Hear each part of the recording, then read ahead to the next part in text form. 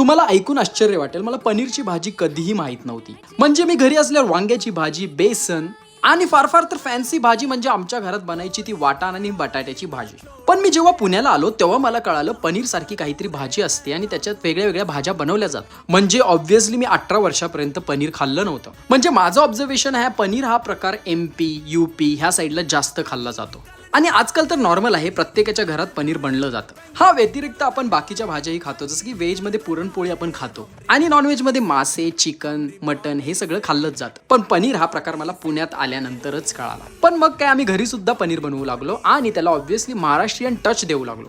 तुम्ही अशा पद्धतीनं पनीर बनवून बघा घरी, इतकं टेस्टी होतं की काय बोलायलाच नको. आणि हो, अट आहे, पनीर बरोबर चपातीच खावा किंवा तुम्ही लयतले समजा तुम्हाला वाटतंय तर तुम्ही रोटी खाऊ शकता. मऊ मऊ चपाती बरोबर पनीरची भाजी असली टेस्टी लागते. मग करा आजच एन्जॉय पनीर.